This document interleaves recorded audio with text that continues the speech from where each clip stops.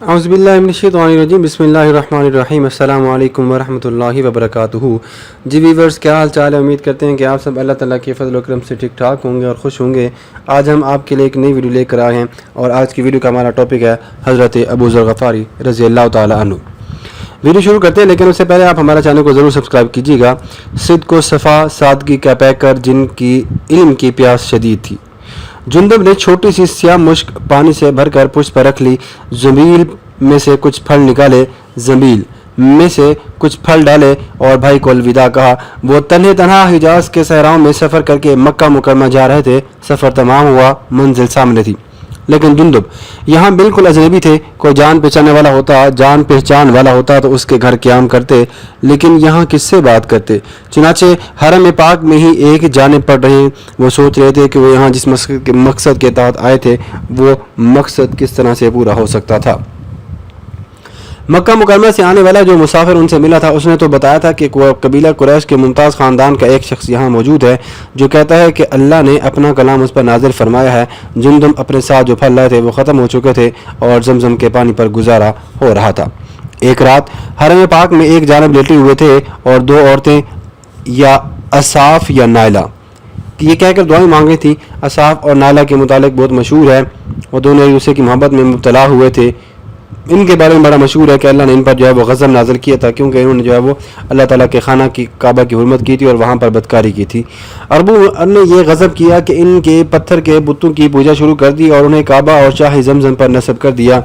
औरतें असाफ और नायला से दुआएं मांग रही थी और जुंदब लेटे सुन रहे थे। आखिर उनसे रहा ना गया और उन्होंने तन से कहा, एक का दूसरे से निकाह कर दो। औरतें ये आवाज़ सुनकर चूम गईं।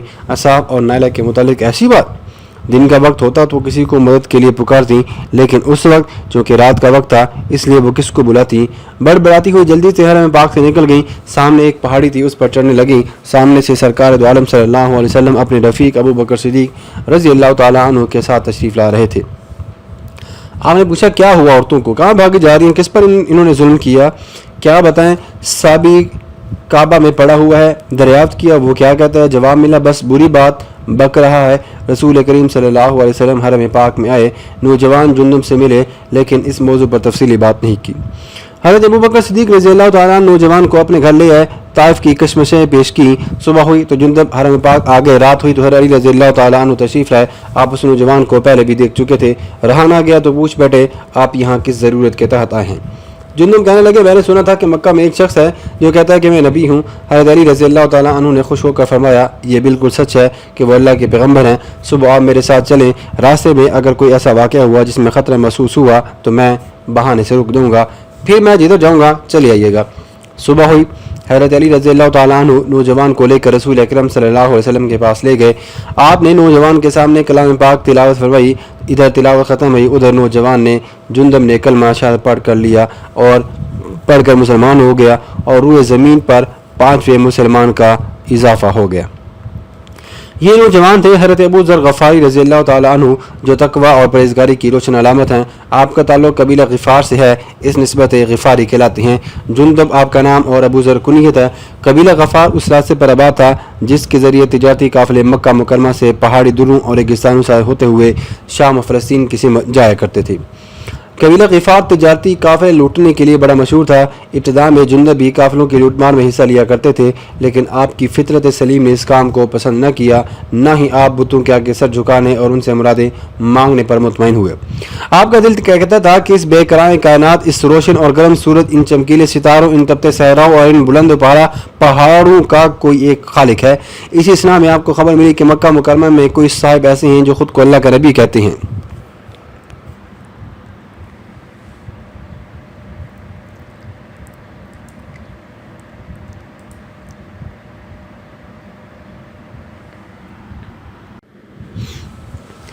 एक बार एक जंग में रसूल अकरम सल्लल्लाहु अलैहि वसल्लम ने जिहाद का ऐलान किया तो सब लोग जो है वो तैयार हो गए। अबू ज़र ग़फ़ारी रज़ियल्लाहु ताला अन्हु भी तैयार हो गए, मगर काफ़िले में पीछे रह गए क्योंकि उनका ऊँट जो है वो बड़ा सुस्त था।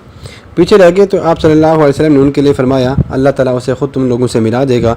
उधर अबू ज़र ग़फ़ारी रज़ियल्लाहु ताला अन्हु ने बड़ी लाख कोशिश की कि ऊँट तेज़ चले और वो जाकर काफ़िले से जा मिले, लेकिन ऐसा ना हो सका। वो उनको छोड़ा वहीं पर और सामान जितना भी हाथ में आता था लेकर भागे और काफ़िले के साथ जा मिले। کافر والوں نے دیکھا کہ دور سے ایک شخص بھاگا چلا آ رہا ہے، کوئی آ رہا ہے، تو انہوں نے کہا کہ ابو ذر ہی ہیں۔ نبی اکرم صلی اللہ علیہ وسلم نے فرمایا اللہ ابو ذر پر رحمت فرمائے، وہ تنہا چلے گا، تنہا مرے گا اور تنہا ہی قیامت کے روز اٹھایا جائے گا۔ حضرت عثمان غنی رضی اللہ تعالیٰ عنہ کے دور میں پیدل پہ فتوحات ہوئیں، لوگ آرام اور آسائش کی طرف مائل ہوئے، لیکن حضرت ابو ذر رضی اللہ تعالیٰ عنہ بدستور سادہ زندگی بسر کرتے اور عیش و آرام کے اسباب پر تنقید کرتے۔